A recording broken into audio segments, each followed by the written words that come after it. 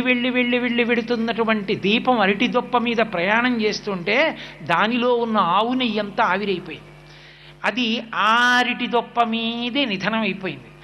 కొంత ఒత్తిడికి తిరగబడి ఆ గంగలోనే కలిసిపోయింది. గంగలో ఉన్న చేపే మింగేసింది, గంగలోనే ఉండిపోయింది. గంగని ఆధారం చేసుకుని బయలుదేరి గంగలో కలిసిపోయిన దీపంలా నిన్ను ఆధారం చేసుకుని నీ గురించి చేసినటువంటి స్మరణల చేత నేను నీ యందు ఐక్యమగుదునుగాక, పునరావృత్తిరహిత శాశ్వత శివ సాయుధ్య స్థితిని పొందుదునుగాక అన్న పూనికని పెంచుకోవడం నీటిలో దీపాన్ని విడిచిపెట్టడం. అందుకొరకు అరటి దొప్ప మీద విడిచిపెడతారు. ఎందుకని? మళ్ళీ జలభూతమునకు ఇబ్బంది కలగకూడదు. మనం చేసేటటువంటి పనులు ఇతర ప్రాణులకు హాని కలిగించేవి కాకూడదు. అరటి దొప్ప లాంటివి నీటి యందు నానిపోయి లోపలికి వెళ్ళిపోయినా జలచరములు తినగలుగుతాయి. అంతేకాని నేను పెట్టుకున్న దీపం నీటి మీద బాగా తేలాలని నీటి యందు కరగని పదార్థాన్ని మీరు వినియోగించారనుకోండి, అవి నీటి యందు ఉండేటటువంటి భూతములకు మళ్ళీ మీరు అపకారం చేసిన వారు అవుతారు. అప్పుడు మనుష్య ప్రాణికి చెయ్యవలసినటువంటి కర్తవ్యమునందు దోషం వస్తుంది. కాబట్టి అరటి దొప్పలో దీపం పెట్టి విడిచిపెట్టండి అన్నారు పెద్దవాళ్ళు. కార్తీక దీపము అన్నదొక్కటే అంత ప్రాశస్త్యం వహించింది. అందుకే కార్తీక మాసంలో దీపం వెలిగిస్తే చాలు. దీపం పెట్టడం అన్నప్పుడు దీపాన్ని ఎక్కడ ఉంచడానికి అనువైన ప్రదేశమో అక్కడే దీపాన్ని ఉంచాలి. అందుకే కార్తీక మాసానికి నదికి అంత దగ్గరి సంబంధం. కార్తీక మాసంలో నదీ స్నానం ప్రత్యేకంగా విధింపబడింది. కార్తీకంలో నదీ స్నానం చేసి తీరాలి. నదీ స్నానము అన్నప్పుడు మీరు ఒక మాట గుర్తుపెట్టుకోవాలి. కార్తీక మాసంలో నదీ స్నానం చేయడం అంటే మీ పక్కన ఉన్న నదిని విడిచిపెట్టి మీరు దూరంగా ఉన్న వేరొక నదిలో స్నానానికి వెళ్ళకూడదు. ద్రవిడ దేశంలో తిరువళ్ళువారు అని ఉన్నారు.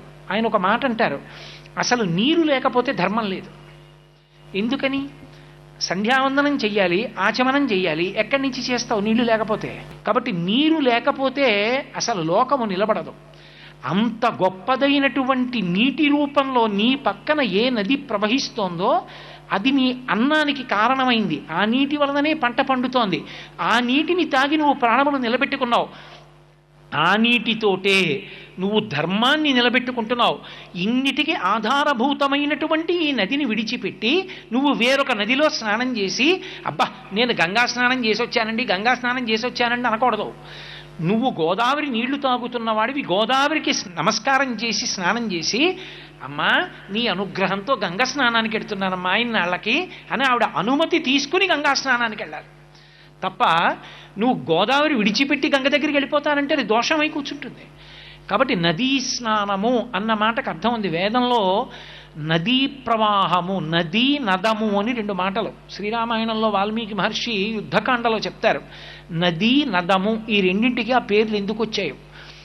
చతుర్ముఖ బ్రహ్మగారు ఈ సృష్టి ప్రారంభం చేసినప్పుడు నదులన్నీ తూర్పు దిక్కుగా ప్రవహించి సముద్రంలో కలవాలని, నదములన్నీ పశ్చిమ దిక్కుగా ప్రవహించి సముద్రంలో కలవాలని నిర్ణయం చేశాడు. అందుకే నదులు వెళ్ళడానికి దారి చూపించేవాడు ఉండడు. ఆ నదే దారి చూసుకుంటూ వెళ్ళిపోయి ఘనసింధువు చేరిడి గంగభంగి అది సముద్రంలో కలిసిపోతుంది. నది యొక్క ఉత్పత్తిలో ఒక విశేషం ఉంటుంది. అందుకే నది అని పిలుస్తారు. నదీ స్నానము అని పిలవడానికి కారణం కేవలం అది ప్రవహించే జలం కాబట్టి నది అని అనుకోకూడదు. నది అని ఎందుకు పిలవాలి అని అడిగారు.